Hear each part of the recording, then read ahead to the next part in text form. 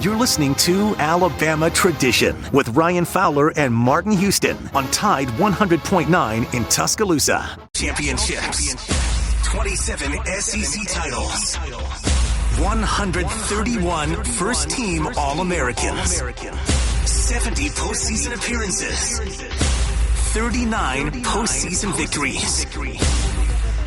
This is Alabama football. And this is Alabama Tradition with Martin Houston and Ryan Fowler on Tide 100.9 and streaming on the Tide 100.9 app.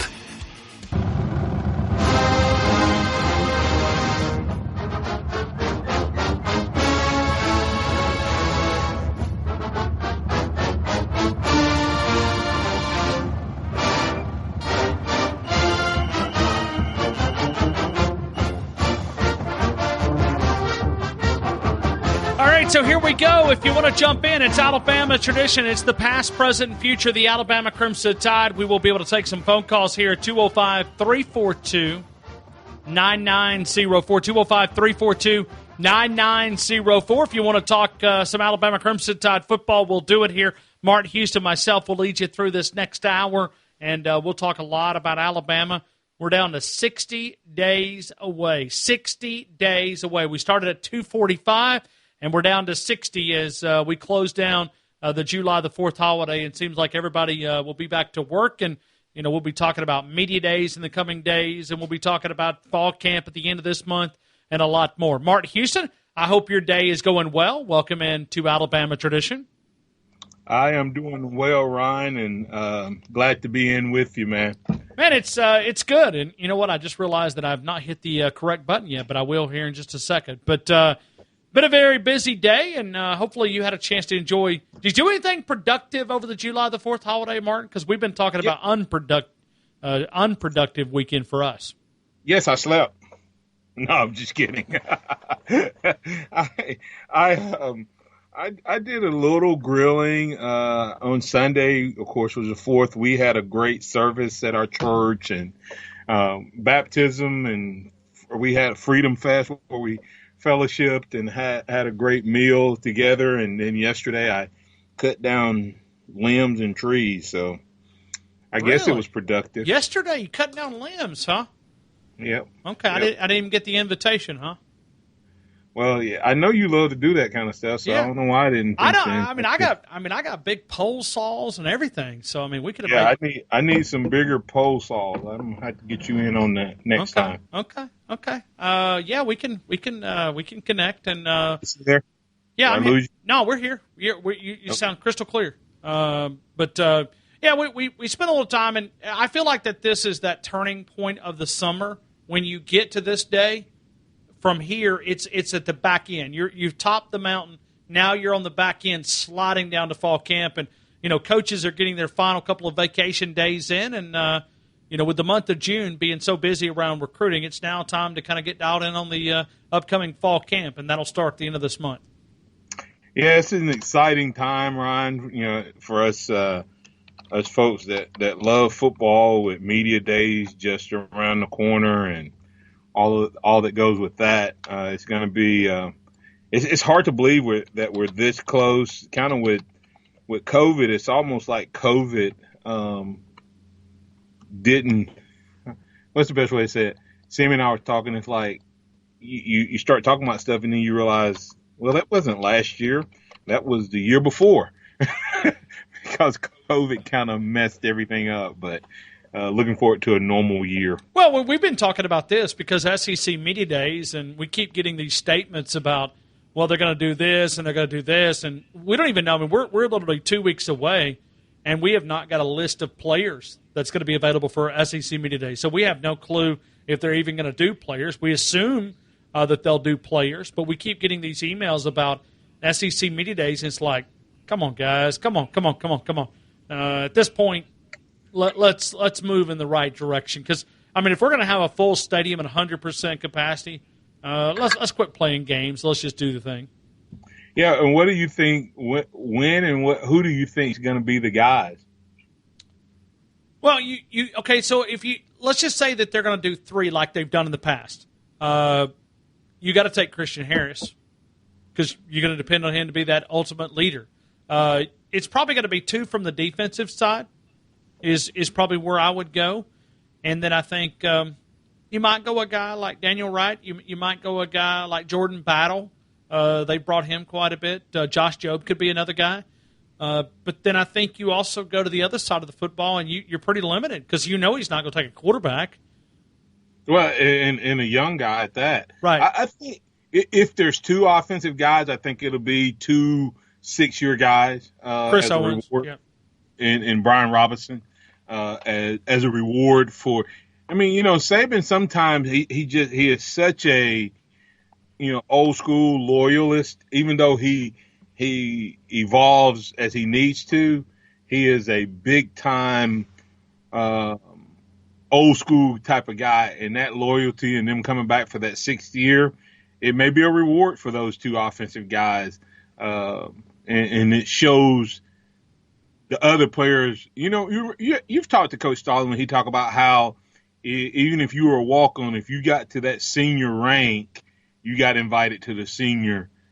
You didn't have to be a star. If you got to be a senior, he considered you a leader and somebody he wanted to show as a model for his program. You're talking about the breakfast that you guys would do on Thursday morning? Mm-hmm. Yeah. Every Thursday, Coach Stalling, we kind of sit around and talk about it. And, of course, I have some fun stories with my son eating out of Coach Stallings. Happy 30th birthday. That has to make you feel old. Yeah. It's kind of an interesting thing. I saw it this weekend. It was happy birthday to Xavier. And that will always kind of remind me of how far removed I am from the game because, he was 18 months old when we won that national championship. And the other day, he took a picture with his son that's not quite 2, mimicking that picture of he and I from that Sports Illustrated. So that was pretty funny. So, Martin, I want to ask you about Christian Harris. I want to talk to you because it seems like he's getting a lot of publicity, rightfully so. But you think about that defensive side of the football.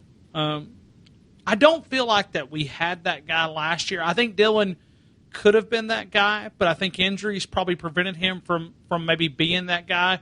He may have been as far as a leadership style, but I don't think he was a guy that if you're an offensive coach that you had to know where Dylan Moses was on that side of the field. Can Christian Harris get us back in that right direction and be that, that alpha linebacker that we've kind of come to know under Nick Saban in this 14-year run? When you look at Christian Harris, what are your expectations going in?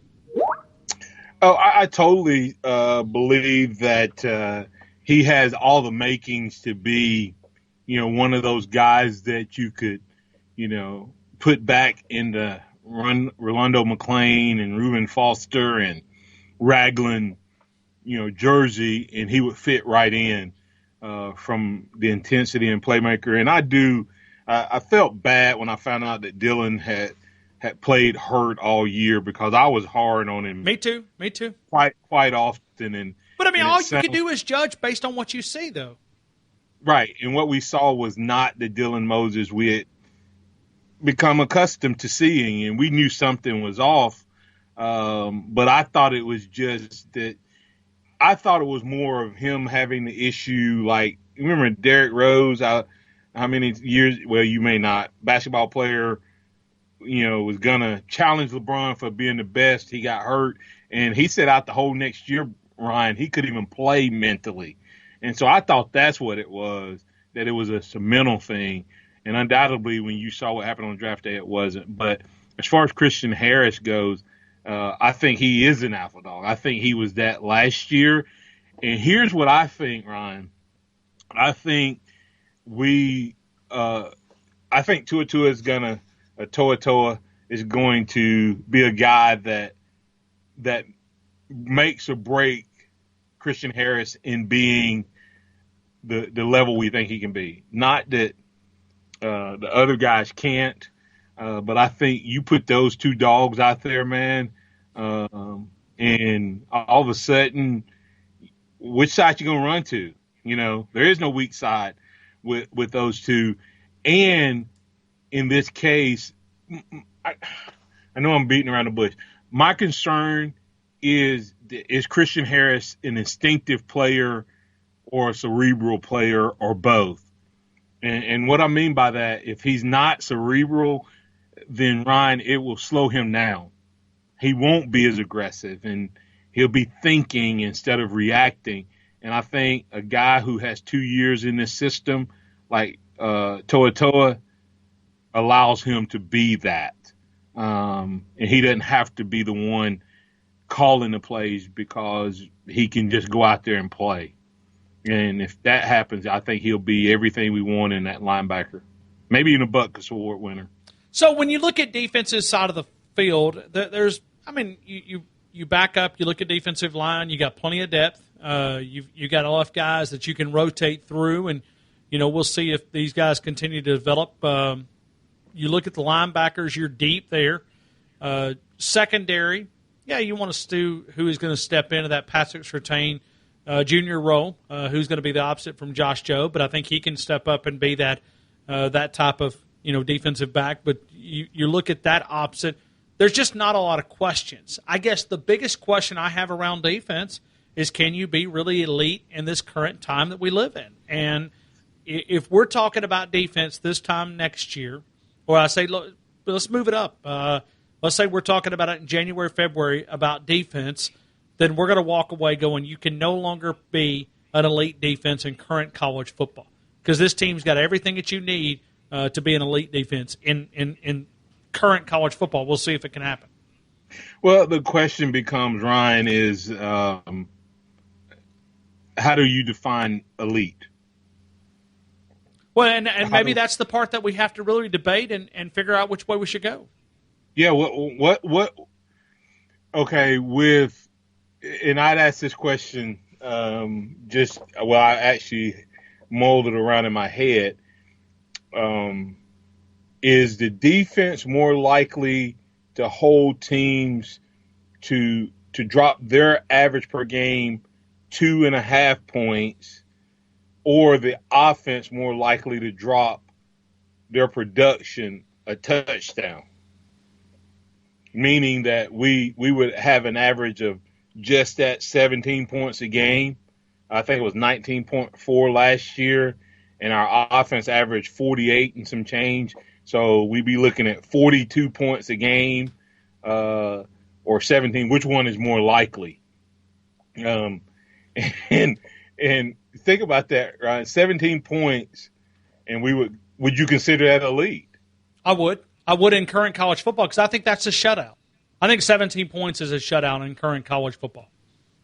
Yeah, so that's the question: is you think this defense can get back to that point, get us to that point? And I say if last year's defense held an All-SEC schedule run to 19.4, and you really think about it, you get rid of Ole Miss and Florida, and what was our defense last year? Sure.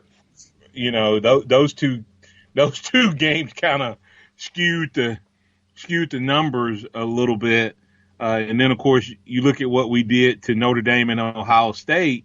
We ended the season playing some pretty elite defense in terms of those two, and people say, well, Justin Fields was hurt, etc.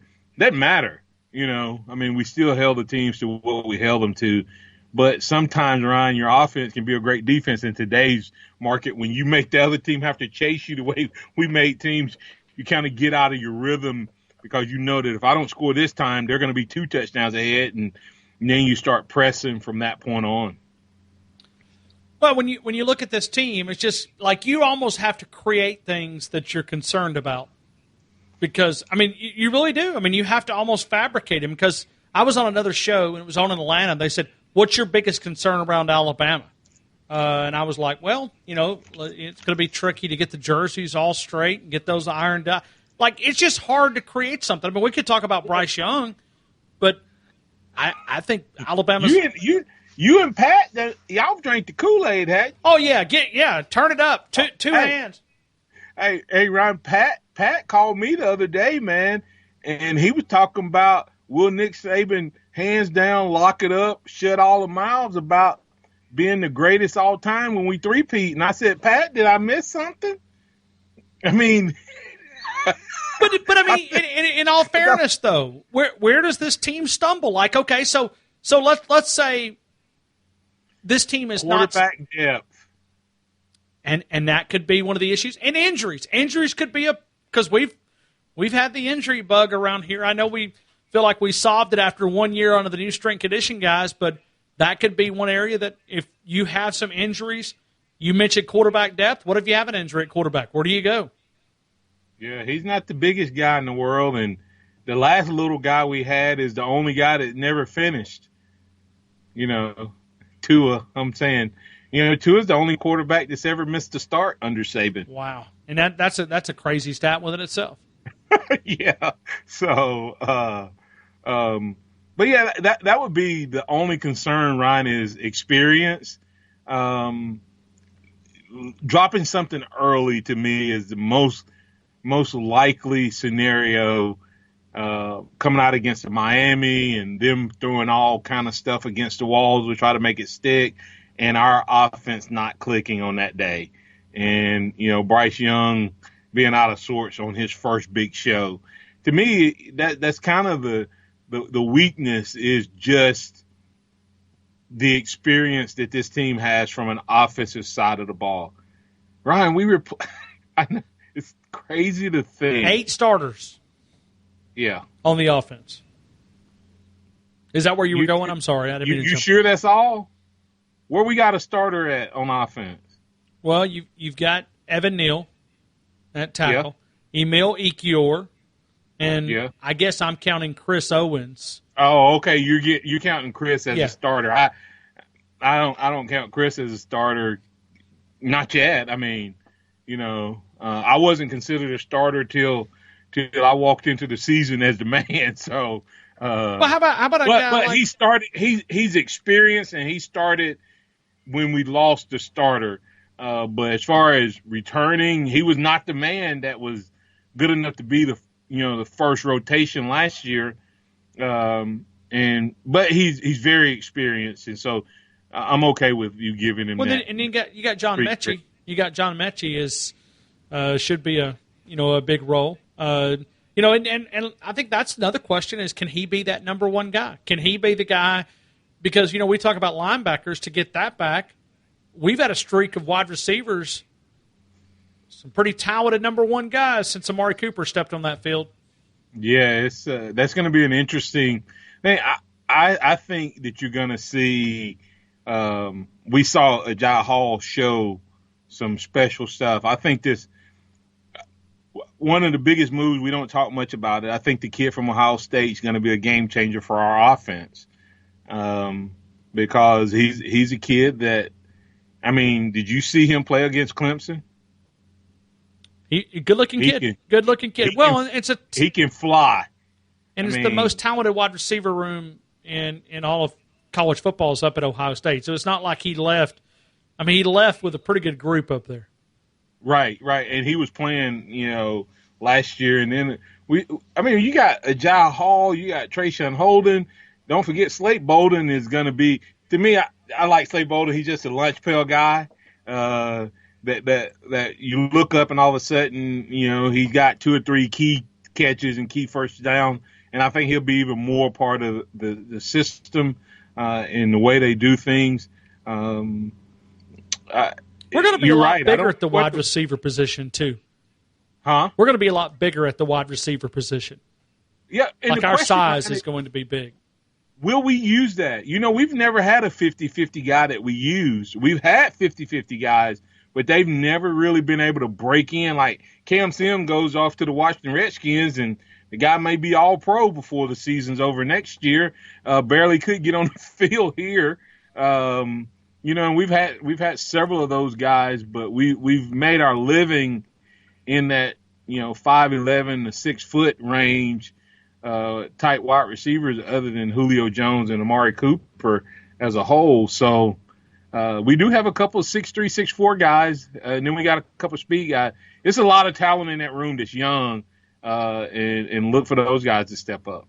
Well, and then you got Billingsley, might as well be a wide receiver. I mean, he's a tight end, but, I mean, that's a mismatch. He is yes.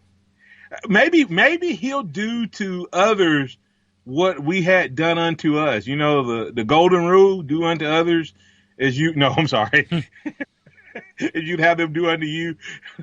So we've had it done to us with the wide receiver position, not Ohio State, but Ole Miss and Texas A&M and a couple others. So maybe he'll be able to do that. And he really is a wide receiver. And Cameron Latu looked great, Ryan, he did in the spring game. So that's Martin and I's opinion on Alabama. If you want to jump in, 205-342-9904. We'll take your phone calls and a lot more. I'm going to read an opposing view from a SEC coach against the University of Alabama. He breaks down Alabama. We'll do that next right here on Alabama Tradition, the past, present, and future of the Alabama Crimson Tide. The Alabama football countdown clock is driven by Crawford Insurance, Tuscaloosa's low-cost auto insurer. Call 752-6489 for a free quote today.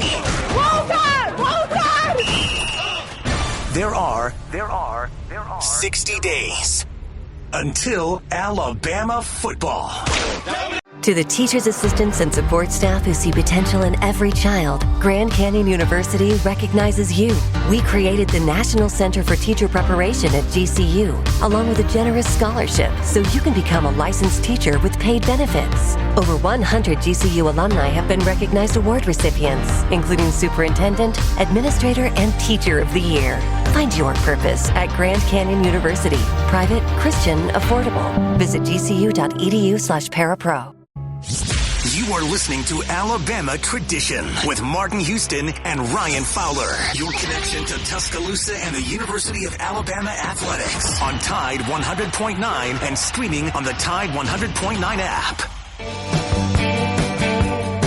Well, I'm running down the road trying to loosen my load. I got 7 women on my mind.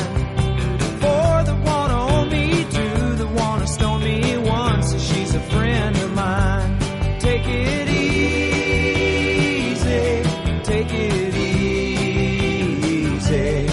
Don't let the sound of your own wheels drive you crazy. Lighten up while you still can. Don't even try to understand. Just find a place to make your stand. Take it easy.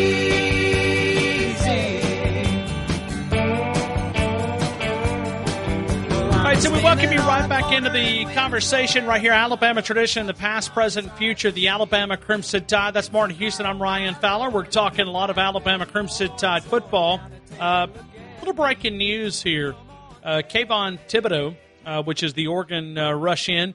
I'm honored to announce my first collaboration with 2 true pioneers, Phil Knight and Tinker Hatfield. Life is filled with many trials, tribulations, but God has guided my steps and provided me with great opportunities and the clarity to navigate them with wisdom and integrity. It holds true that God brings people in your life for a reason, and I've been so fortunate to have both Phil Knight, creator of Nike, and Tinker Hatfield, designer of some of the most popular Air Jordans, believe in me and my prophecy. I'm honored to announce my first collaboration with Phil Knight, the Kayvon Thibodeaux art piece created by Tinker Hatfield, inspired by my success on the field. A word from Tinker. The art is completely hand-drawn on my iPad using Sketchbook Pro. He's an extraordinary, large, and quick athlete with game-changing ability.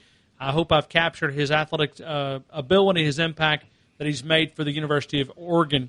You look at Phil Knight connecting here with a player. This name, image, and likeness, we're a few days into it. You back up just a couple of minutes. It's not about just Kayvon, but it's about future recruits for Mario Cristobal. When you think about these type of announcements, because if I'm a 5-star guy, never been one, probably never will be one in anything, but if I'm being recruited, I'm looking at schools that deliver the goods. And right now, Oregon may be out front in the name, image, and likeness conversation when you look at their relationship. And Phil Knight has tried to buy one everywhere he's been. When you look at Oregon, he's trying to do it look at the money that he's dumped in that facilities.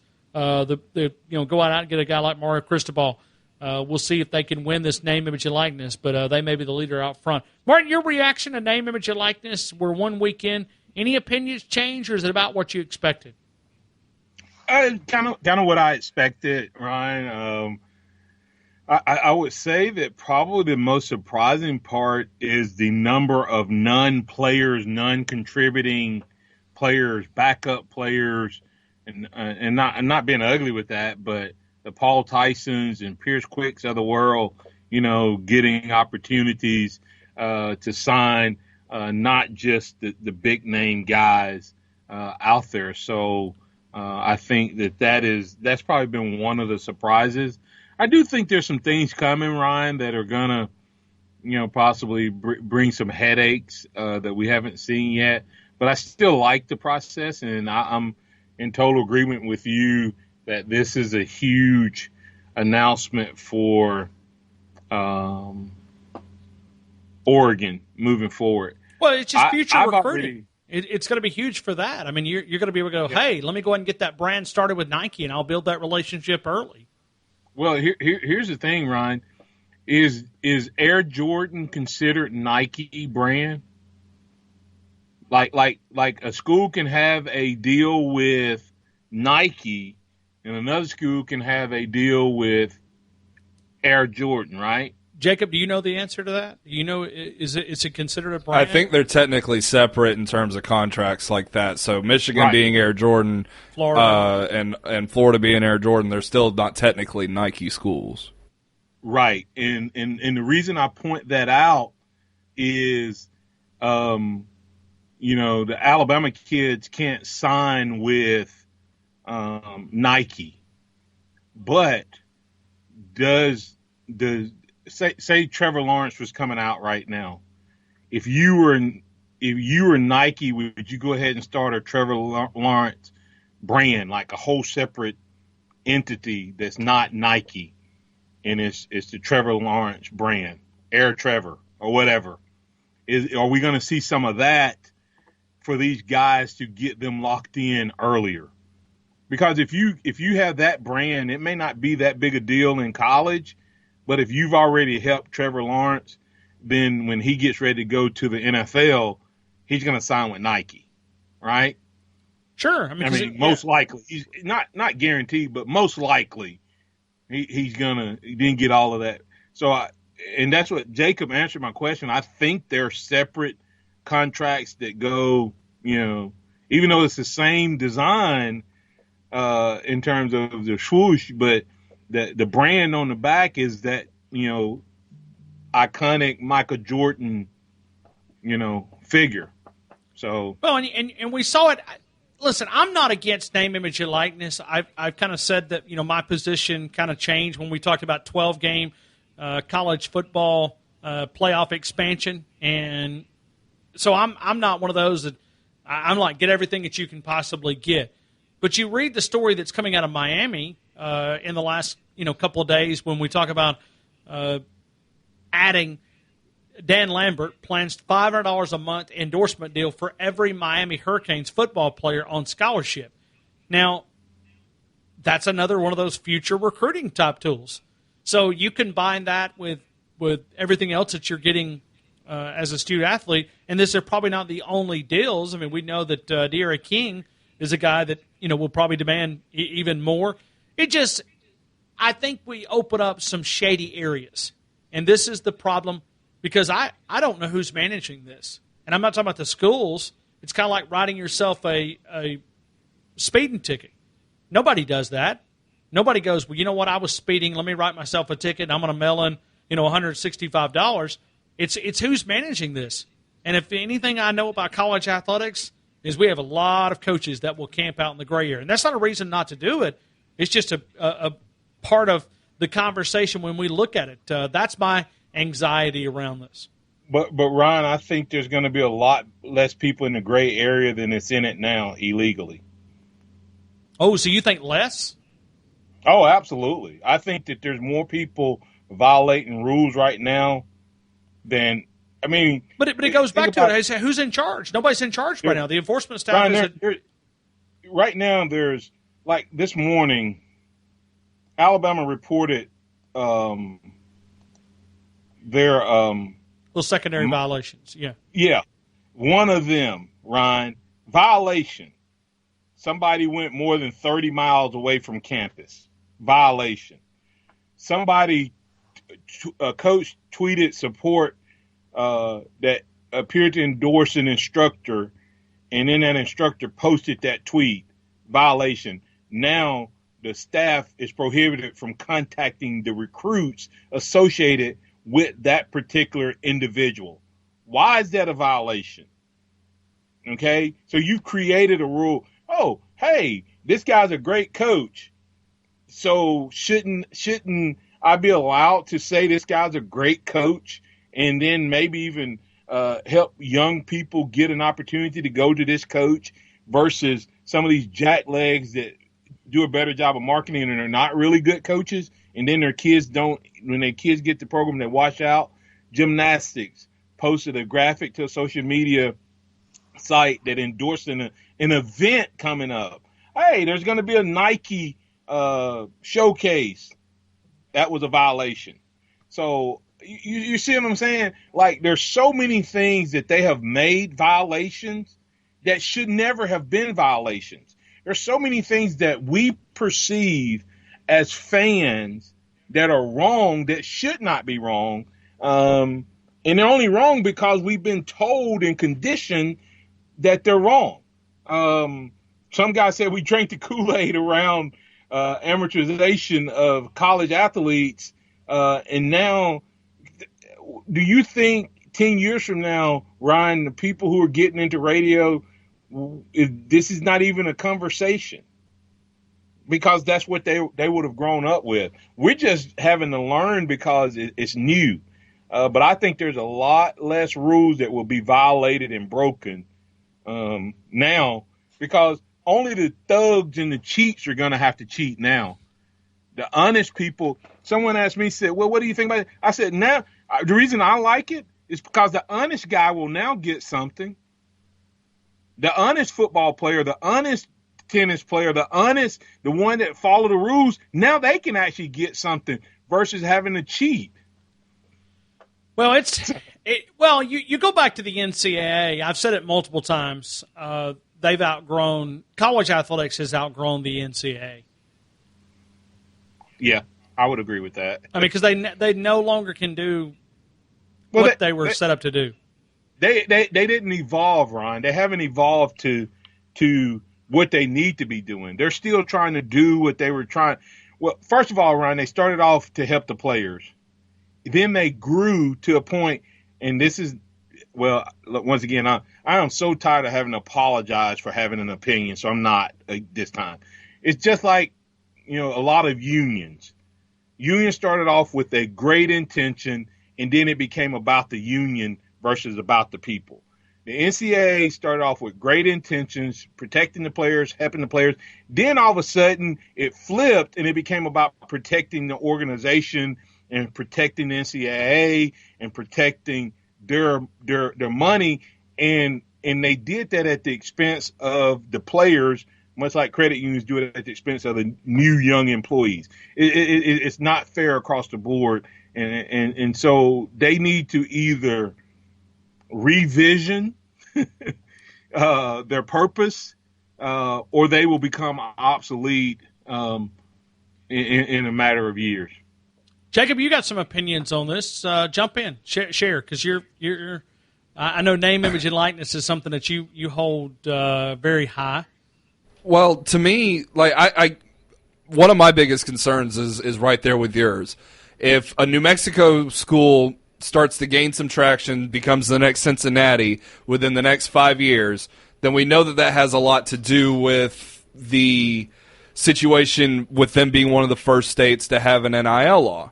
And why wouldn't it? Why would they police themselves if they're able to maneuver their own gray areas and not upset anybody and not get to a point where it feels like laws have to be enacted or changed? Who's going to stop them? And why would you stop yourself? Okay, that is something. What's the gray areas that we're concerned about, though? What's the gray area in name, image, and likeness? See that, and that's the thing is what's going to be considered cheating and what's not. And Right. like I get that there's all those unknowns that come but I with think it. we all have to agree that name, image, and likeness, when you're not allowed to use it as a recruiting tool.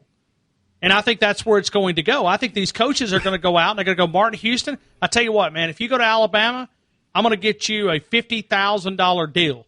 You're not supposed to be able to do that, according to what I've been able to read. Auburn goes to you and says, you know what, Alabama said $50,000 for you, Martin. I'll do $75,000. I'll get you the best lumber company in this state to endorse you. And I think that's where it's going to get a little bit dirty. But Ryan, what are they doing now?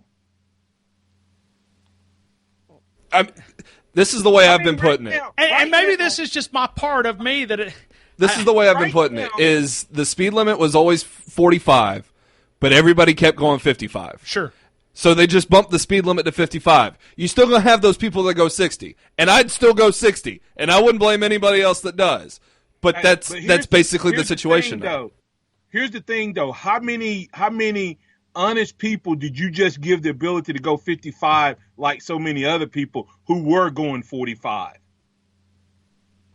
How many teams out there right now couldn't go 55, Jacob and Ryan, like the Alabamas and the Georgias, who didn't have alumni bases like Alabama and Georgia that was as committed, but now they can have, so they can kind of play fair. I mean, I personally don't. I mean, yes, it's going to hurt Alabama. It's going to hurt Georgia, and I'm okay with that. I'm okay with other people getting opportunities, and if like you said, Jacob, the speed limit went to 55, and Alabama was already going 55. Well, maybe I would be happy with this if we just didn't have the rules of just letting it free for all, because that's what it's going to be anyway. That's kind of what it is. Yeah, so just let it go.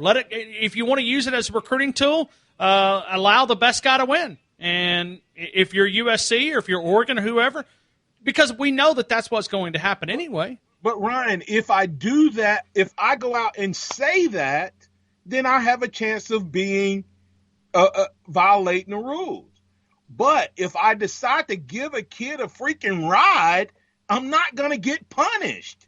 If I decide to buy a kid a lunch, if I decide to help that kid now, at least I don't get punished for it, but that's why I was saying, there's a lot of honest people who have stayed out of their support, and there's a lot of honest players who didn't get anything. I think now, too, you get to a point where you're not stressing about it being a recruiting tool, because it's inherently a recruiting tool. You don't have to promise anything. But anybody that says, I want to play football at Oregon because of what they see with Kayvon Thibodeau today, they've got to say, well, I've got to earn it, just like Kayvon Thibodeau did. I don't think you're going to see those free handouts that would come with recruiting. Yes, in high school you've built the brand for yourself to be noticed and get the offer and all that sort of stuff. But I think you'll get to a point now where you've earned the opportunity to earn for yourself. We're not going to just give you something so that you'll play here.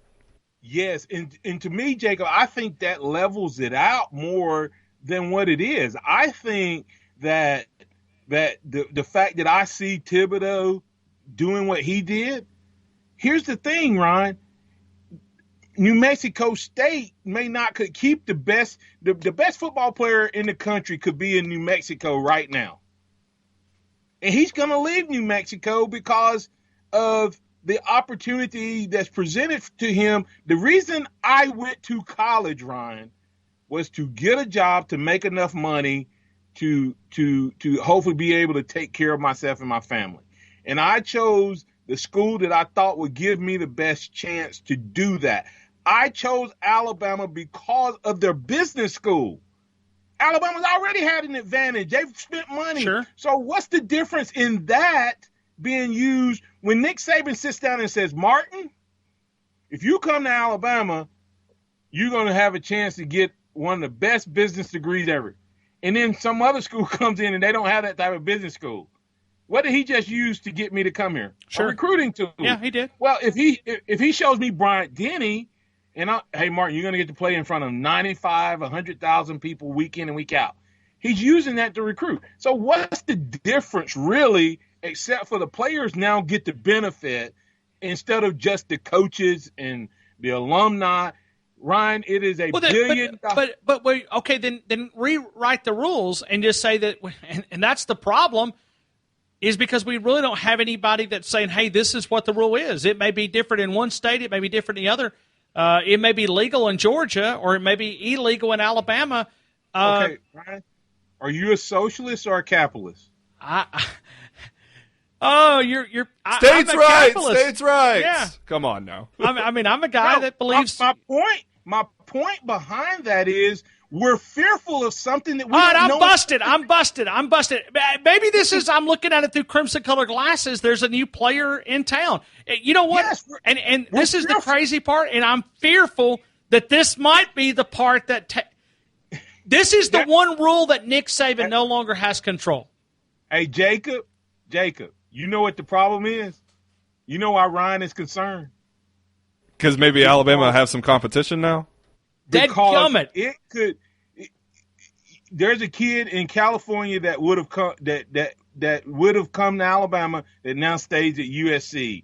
There's a kid in Texas that stays at Texas. There's a kid in LSU. All of a sudden, 4 or 5. I'm busted. I'm guilty. Yeah. Guilty as charged. Hey, I'll take that kid from middle of nowhere Alabama, coached by Nick Saban, than somebody coached by one of those USC coaches, no matter what.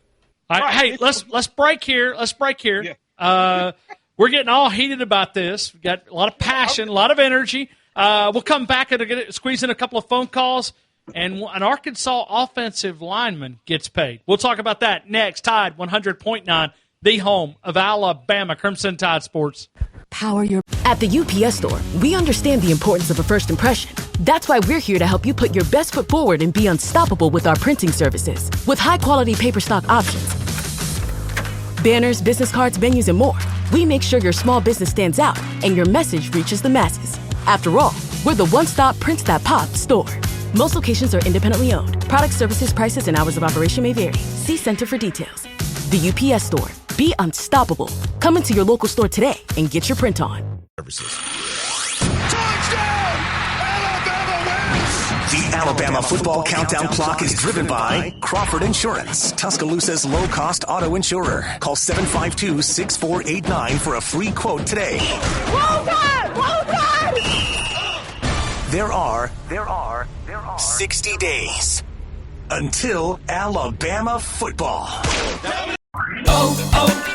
O'Reilly! You need parts? O'Reilly Auto Parts has parts. Need them fast? We've got fast. No matter what you need, we have thousands of professional parts people doing their part to make sure you have it. Product availability. Just one part that makes O'Reilly stand apart. The professional parts people. O'Reilly Auto Parts. It's awesome. Have no fun. Have some fun, man. Talking Alabama Crimson Tide football on Alabama Tradition with Martin Houston and Ryan Fowler in Tuscaloosa on Tide 100.9 and streaming on the Tide 100.9 app. And I'm wondering how I get down the stairs. Clowns to the left of me, jokers to the right. Here I am, stuck in the middle with you. Yes, I'm stuck in the middle with you. All right, I take you to offensive lineman out in Arkansas. An Arkansas barbecue franchise, Wright's Barbecue, has sponsored the entire Hogs offensive line. And that usually is a pretty big group, if I remember correctly, when you look at those guys. So the Big Nasties get some credit out in Arkansas. I don't know exactly what they'll get. I mean, it's a pretty well-respected barbecue place. So get a couple of slabs of ribs, a little bit of barbecue. But by the looks of those guys, I don't think they're going hungry, but who knows. Martin, we're going to welcome in a caller real quick, and I think he wants to chime in. Tony, you're in with Alabama Tradition. Martin Houston, myself, Ryan Fowler. I hope all is well. Hey, all is still well. I really wanted to talk with Martin about this because he's right on point. He is right on point. And I think what a lot of people are hung up on is the idea of amateurism. It's dead. There is no more amateurism. You can be paid and play football now. Now the NCAA, and if I know they're catching a lot of heat right now, I think it's a brilliant move to go ahead and let the boosters keep paying the kids that are playing football at the different schools and let it become open market. Why is it? Amateurism allowed the NCAA to take advantage of the players and the school not pay them. Well, the schools are still not going to pay them, but are they going to allow the boosters to do so? Right now, all this stuff that's being signed is nothing. It's fluff. It's flutter or whatever. We're about to get some serious numbers that'll start coming in. And, Martin, I mean, when you were at school at Alabama, was Terry Bowden took over Terry Bowden took over at Auburn. Was that your senior year or had you just graduated? The year after I graduated. The year after you graduated. Now, 93. 93. Now, we have a documented interview that Terry Bowden gave to a newspaper in Opelika, stating when he showed up as the coach there, Wayne Hall gave him a payroll. And Terry Bowden said, "What is this?" And he said, "Well, this is our payroll." And and Terry Bowden's like, "I'm not going to do that. I'm not going to get caught cheating and hurt my father's name." And Wayne Hall said, "Well, what am I supposed to do with this? We know this has been going on for a really long time at the disadvantage of the players because they had to keep it under wraps. You couldn't tell anybody. You'd get in trouble. Don't go get a new car. Don't do this. Don't do that." Now, hopefully, college football will step up and let it be out in the open where it's not cheating.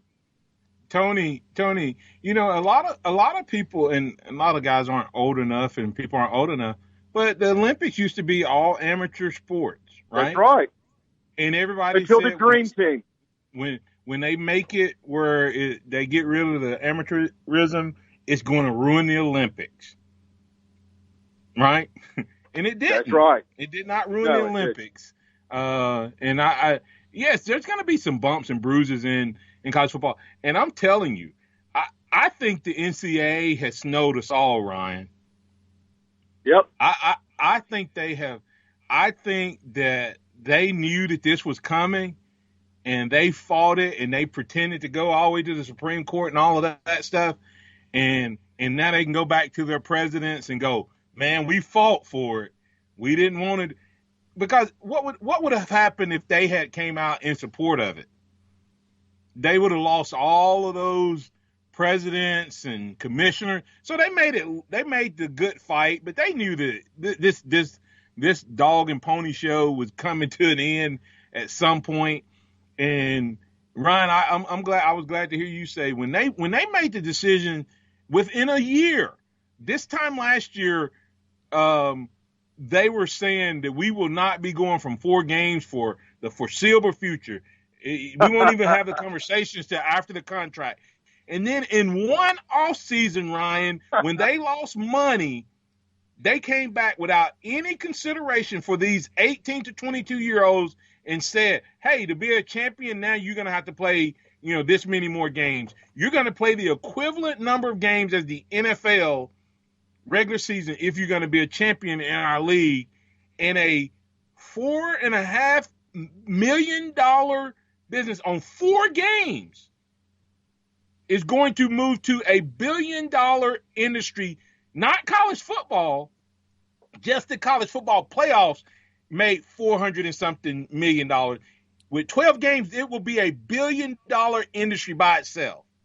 And we're worried about and the players aren't going to get any of that. Freaking somebody giving them $500 or $1,000 under the table? Come on. All right. That's right. Tony, we got to get out of here, man. We only got like 2 minutes left.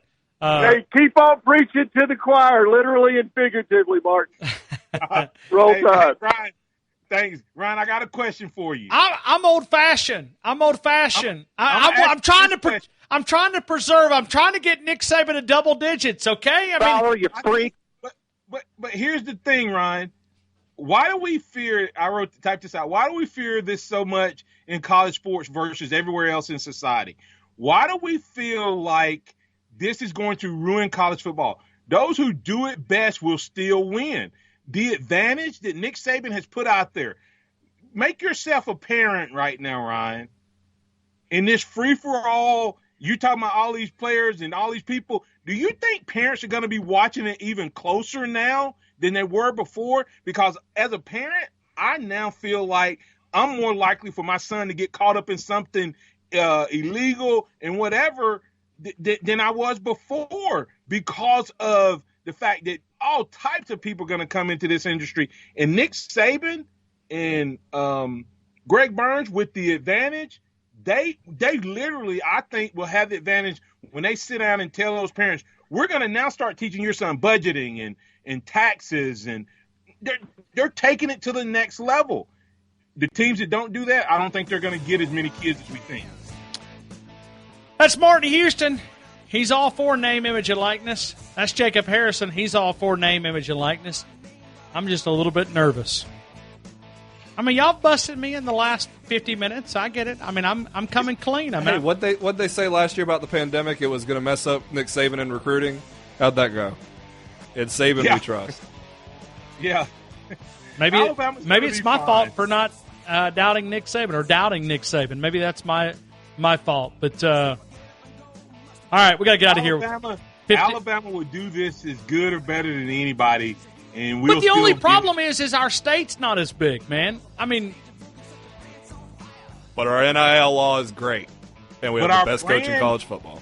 And our brand is national. Sure, maybe even international in some ways. Right. All right, we got to get out of here. Martin Houston will wake you up tomorrow morning, 6 a.m. Jacob will be back at 11, Off the Edge. New time, 11 until noon. We'll see you tomorrow at 2 o'clock. This is Alabama. Go ahead. Hey, and by the way, congratulations, Jacob, man. Welcome to the lineup, bro. Thanks. There it is, 11 o'clock. To the daytime lineup. 6 a.m., Martin Houston, Jacob at 11. I'll see you at 2. Good night, Tuscaloosa. Roll Tide.